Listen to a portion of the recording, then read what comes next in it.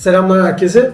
Bu videoda bir önceki videoda bahsettiğimiz kahvelerden olan Bioinnovation Natural Sidra La Palmier Tucan Hero serisi kahveyi konuşacağız ve kahveyi demleyeceğiz sizlerle.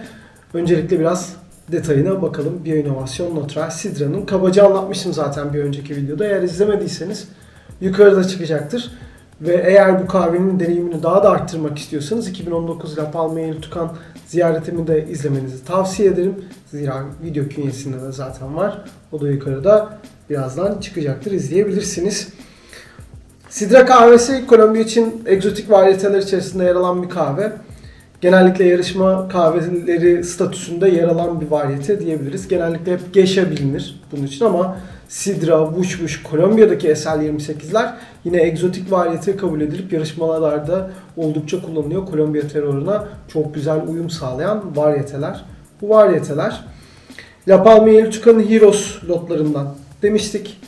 Şu an elimizde 12,5 kilogram bulunduğunu söylemiştik. Kolombiya kahvesi hep La Palmier Tucan diyoruz ama Kolombiya'dan çok bahsetmedim. Aslında Kolombiya kahvesi. Marka biraz burada ülkenin önüne geçmiş durumda. Ondan dolayı genellikle çiftliği söylüyoruz.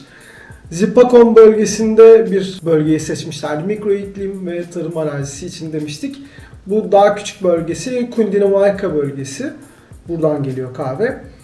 Kendi işleme istasyonlarında işliyorlar. Her işleme istasyonlarına giren kirazda olduğu gibi Heroes, Warrior ve Legendary serileri zaten kendi üretimleri olduğunu da belirtmiştim bir önceki videoda.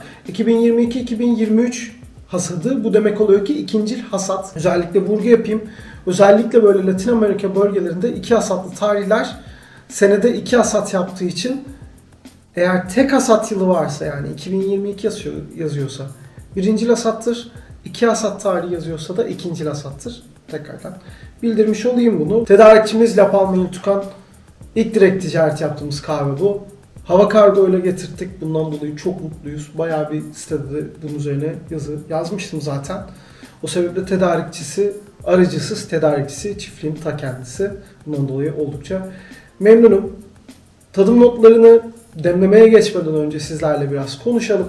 Yaklaşık 5 ya da 6 kişiydik zannediyorum tadım masasında bunların notalarını yazarken. Tadım notu olarak misket limonu, kayısı, bergamot ve sarı elma yazdık. Ve detaylı olarak sitede de detaylandırdık bunu. Neler yazdık? Kokuda limon, kırmızı elma ve elma şekeri gibi kokular almıştık. Lezzeti zaten söyledim. Tadım notlarını. Gövdesi hafif çayımsı hissiyatta. Bitişte limonlu, yeşil çayımsı bir hissiyatla ve oldukça yüksek komplekste de bir damak deneyimi sunuyor bu sidra kahvesi. Bu notaları biz nasıl yazdık? Şimdi normalde biz cupping masası kurup 5-6 kişi, çoğunluğu sektör profesyoneli, bir kısmında sektör dışından arkadaşımız olmak üzere kahve tadımı yapan ama profesyonel anlamda, mesleki anlamda tadım yapmayan arkadaşlarımızı çağırıp tadım sonuna kadar gizli notalarımızı yazıp tadım sonunda notalarımızı açarız ve ortak notaları, birbirimize kabul olduğumuz notaları yazarız. Bunu bahsetmiştim zaten önceden, vloglarda olsun, videolarda olsun. Burada birazcık farklılık yaptık. Çünkü La Palmier Tucan kahveleri oldukça kompleks kahveler. Hak ettiğini düşünüp böyle iyi bir tadım çalışmasını. Ayrıyetten demlemelerini yapıp reçeteleri de çalışırken hem bir miktar reçeteler üzerine de karar vermemize sebep oldu bu antrenman. Hem de yine bu tadım ekibimizle beraber hem demlemenin tüm tadım değerlendirmesini hem cupping'de elde ettiğimiz tüm tadım değerlendirmelerini tekrar ortaya açıp bir de bu ortak deneyimi harmanlayarak bir ortak deneyim yazdık aslında. Yani burada yazan notalar hem fincan deneyimini hem de cupping deneyimini yansıtmakta. Ortaklaşa olduğumuz notaları yansıtmakta. Heroes serisi tüm kahveler, Sidra'da dahil, Geisha'da dahil bu arada sitemizde 50 gram ve 100 gram satışları olacak arkadaşlar.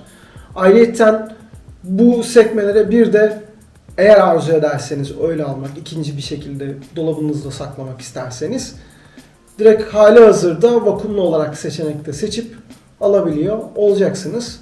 Bunu genellikle ikinci paketi almak ve saklamak isteyenler için düşündüğümüz bir hizmet oldu açıkçası. Bu şekilde olacak. 50 ve 100 gramlıkların yanı sıra bu kahveler 50-50 olmak üzere Geisha ve Sidra bölüşüp tek bir bu küçük çuvalında geliyor olacak iki kartıyla beraber. Öyle bir tadım seti de planladık. Onun dışında Tüm seçeneklerimiz bunlar. Sorularınız varsa yorumlara yazabilirsiniz. Reçetesine geçmeden önce de reçeteyi biraz nasıl planladım onu size bahsedeyim. Kahveleri 12,5 dozlayacağınız şekilde 50 ve 100 gramı düşündük. Yani 4 ve 8 demlemelik fincan çıkıyor her birini demlediğiniz zaman. 12,5 gram kahve özelinde reçeteyi hazırlarken esas ana hedefimde cupping'de bulduğum ana profili seçtikten sonra da tadım notunda da hep böyle ana profildeki lezzet hissiyatı cupping'de çok iyiydi. Bundan dolayı aslında cupping'deki lezzetleri replike etmeye çalıştım ben. O sebeple V60'da çıkacak lezzetler de aslında bir miktar cupping'e yakın olacak. Aralarındaki en büyük farklılık birisinin filtre edilmiş olması olacak, birisinin filtre edilmemiş olması olacak. Ve bunda da buzdağı kullanacağız. Buzdağı kullanma sebebimizi daha önceden söylemiştim. Kavurmahane suyumuza oldukça yakın bir su. Kavurmahane suyumuza göre birazcık daha asidik çıkarıyor çoğu kahvemizde. Bazı kahvelerde profilini değiştirebiliyor lezzetsel olarak ama çoğunlukla ortak deneyimimiz daha bir miktar daha minik bir farkla asidik çıkardığı yönünde olmuştu. Onun dışında yine bu kahveye uyabilecek sular genellikle çoğu kafein kültür kahvesinde önerildiği üzere korusu öneriliyor. Korusu yine iyi olabilir. Uludağ suyu çok öneriliyor. İyi olabilir. Arıtması olan arkadaşlarımız zaten sorun yaşamayacaktır. Biz mineralce zenginleştirilmiş bir su kullanıyoruz. Mineral kartuşuyla beraber arıtmamızda. Hele böyle arıtma kullananlar hiç sorun yaşamayacakları zaten.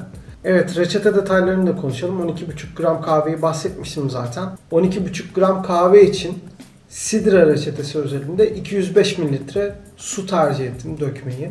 94 derece su kullanacağım. Su sıcaklığı olarak. Öğütme olarak 6.2 öğüttük Diting'de. Öğütme ile ilgili burada Diting dediğim zaman çok fazla soru geldiğini bildiğim için verebileceğim ilk tavsiye arkadaşlar 1. Verdiğimiz total süre referansına bağlı kalın. Değirmen bazında çok düşünmemeye çalışın. Yani değirmeninizde siz örnek veriyorum 2,5 dakika ise bir şeyin hedefi önerilen. 2,5 dakika normalde kendi değirmeninizde ortalama hangi ayarlarda alıyorsunuz onu düşünerek başlayın demlemeye. Çünkü her değirmeni benim bilmeme imkan yok. Onu söyleyebilirim. Ama bu ayar özelinde verebileceğim esas tavsiye hemen hemen tüm orta segment, üst segment, el değirmenleri için V60 için tavsiye edilen ilk başlangıç ayarları gayet iyi bir ayar. Zaten gramajımız az olduğundan dolayı biraz da suyu tutmak istiyoruz. Kahveyle buluşmasını istiyoruz çözmek için. Düşük de gramaj kullandığımız için. Bundan dolayı daha kalına kaçmak çok keyifli sonuçlar vermeyebilir. Yine kahveler çok kaliteli olduğu için çok hata tolerasyonu aşırı yüksek kahveler. Ama burada benim total planım demleme ile alakalı lezzetsel anlamda olabildiğine cupping notalarına yakınlaştırmak olduğu için. Çünkü cupping performansı çok iyiydi kahvelerin. Ondan dolayı bir nevi aslında burada cupping'i replike etmek ve lezzetsel anlamda da o damak hissiyatını cupping'e yakın tutmak için bu tarz bir demleme yapmak. Daha sulu demlemeler. Buradaki amaç filtre tuttuğu için belli yağları orada oranı bir miktar sululukla da yakalamaya çalışıyoruz. Kahvelerdeki lezzetsel anlamda gövdesel yoğunluğu çok yüksek kahveler zaten.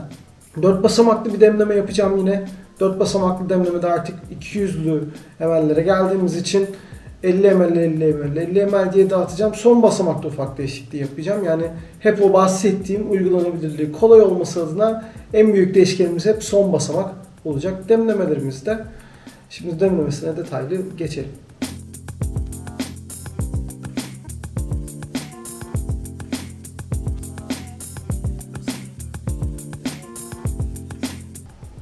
Evet. İlk ön demleme için 50 mililitre döküşle başlıyoruz. İçten dışa doğru dairesel.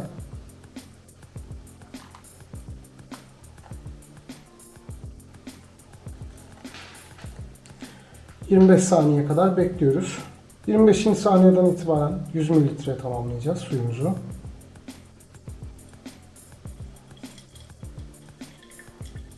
...8 mililitre kadar kaçırdım. Problem etmeyelim. 55. saniyeden itibaren dıştan içe 150 mililitreye kadar döküyoruz. 1 dakika 15. saniyeden itibaren de dıştan içe 205 mililitreye kadar döküyoruz.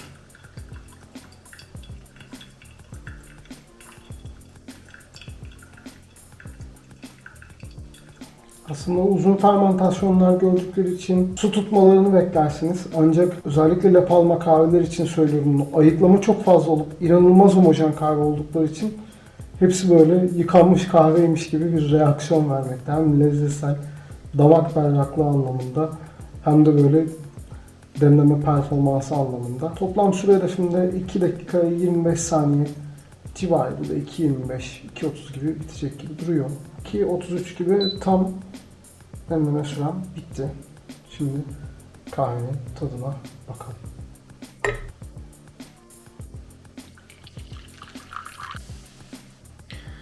Evet, demlememizi gerçekleştirdik. Şimdi fincandaki performansına bakalım. Bahsettiğim üzere sitede yazan bilgiler, kartta yazan bilgiler aslında hem demleme hem cupping'de elde ettiğimiz ortak deneyimlerin bir harmanı olduğunu söylemiştim size.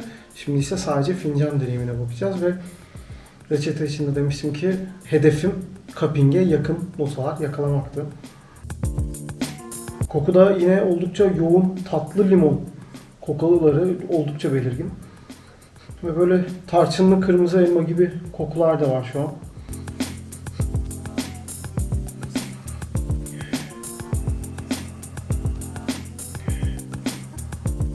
Bu ıslak kokuda sitede yazan elma şekeri dediğim şey benim tam kırma esnasında aldığım kokuydu.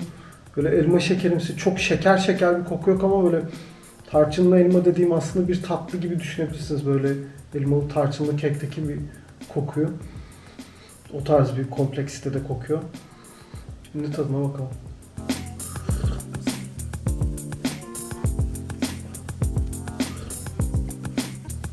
Oldukça keskin limon başladı. Misket limonu gibi.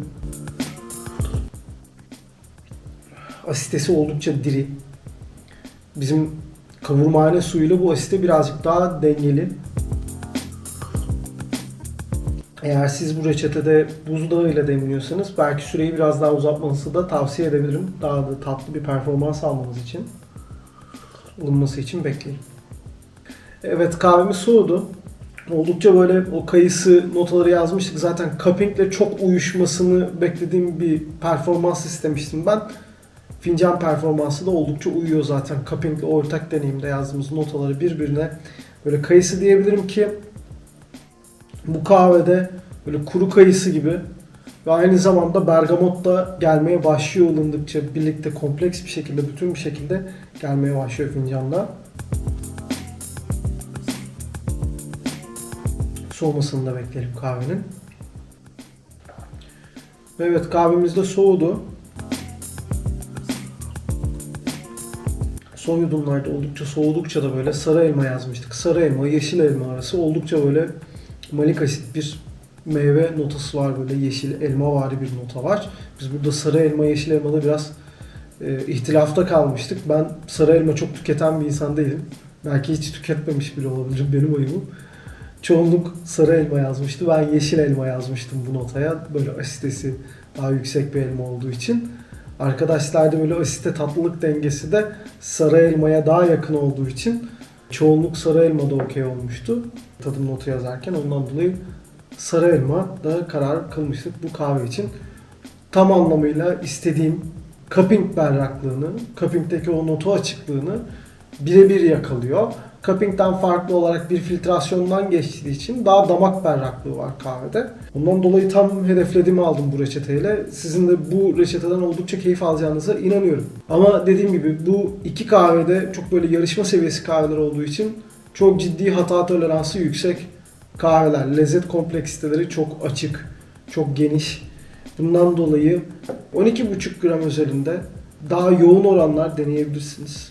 Daha sulu da deneyebilirsiniz. Sidra için çok tavsiye etmem. Sidra'nın gövdesi daha böyle hafif de olduğu için bundan dolayı daha yoğuna gitmenizi tavsiye edebilirim. Eğer daha yoğun bir gövde isterseniz. Bu kahvede ancak şu haliyle 4-5 bardak içirtebilecek bir damakta arzu yaratıyor bu kahve. Ondan dolayı bu oranı ben oldukça beğendim Sidra için.